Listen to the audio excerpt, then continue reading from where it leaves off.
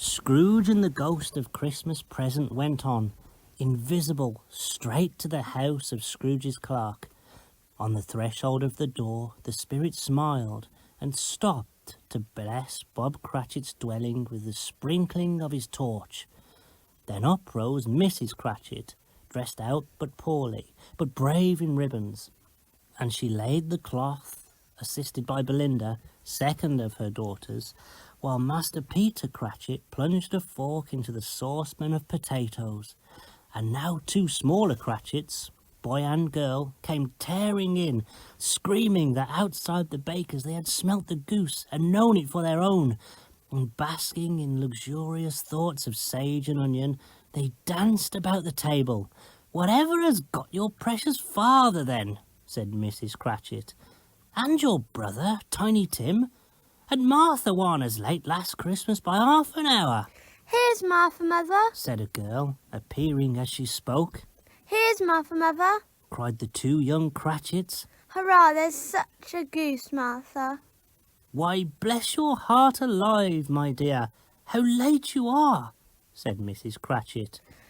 "We'd a deal of work to finish last night and had to clear away this morning," replied the girl. "Never mind, so long as you are come," said Mrs. Cratchit. "Sit ye down before the fire, my dear, and have a warm, Lord bless ye." No, there's father coming," cried the two young Cratchits. "Hide, Martha, hide." So Martha hid herself, and in came little Bob, the father, with his threadbare clothes darned up and brushed to look seasonable, and Tiny Tim upon his shoulder.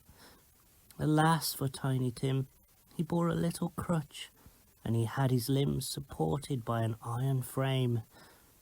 "Why, where's our Martha?" cried Bob Cratchit, looking round. "Not coming," said Mrs. Cratchit. "Not coming?" said Bob, with a sudden declension in his high spirits. "Not coming upon Christmas Day?" Martha didn't like to see him disappointed, so she came out prematurely from behind the closet door and ran into his arms, while the two young Cratchits hustled Tiny Tim into the wash-house that he might hear the pudding singing in the copper. "And how did little Tim behave?" asked Mrs. Cratchit, when Bob had hugged his daughter to his heart's content. "As good as gold," said Bob, "and better. Somehow he gets thoughtful sitting by himself so much, and thinks the strangest things. He told me, coming home, that he hoped the people saw him in church, because he was a cripple, and it might be pleasant to them to remember upon Christmas Day who made lame beggars walk and blind men see." Bob's voice was tremulous when he told them this, and trembled more when he said that Tiny Tim was growing strong and hearty. His active little crutch was heard upon the floor, and back came Tiny Tim, escorted by his brother and sister to his stool before the fire. And while Bob compounded some hot mixture in a jug with gin and lemons and put it on the hob to simmer, Master Peter and the two ubiquitous young Cratchits went to fetch the goose, with which they soon returned in high procession. Such a bustle ensued that you might have thought a goose the rarest of all birds, and in truth it was something very like in that house. Bob took Tiny Tim beside him in a tiny corner at the table. The two young Cratchits set chairs for everybody, not forgetting themselves, and mounting guard upon their posts, crammed spoons into their mouths, lest they should shriek for goose before their turn came. At last the dishes were set on, and grace was said. There never was such a goose. Its tenderness and flavour, size and cheapness were the themes of universal admiration. Eked out by apple sauce and mashed potatoes, it was a sufficient dinner for the whole family. The youngest Cratchits in particular were steeped in sage and onion to the eyebrows, but now, the plates being changed by Miss Belinda, Mrs. Cratchit left the room alone to take up the pudding and bring it in. In half a minute she entered, flushed but smiling proudly, with the pudding blazing in half a quart of ignited brandy, and bedight with Christmas holly stuck into the top. "Oh, A wonderful pudding. Everybody had something to say about it, but nobody said or thought it was at all small for such a large family. Any Cratchit would have blushed to hint at such a thing. At last the dinner was done, the cloth was cleared, the hearth swept, and the fire made up.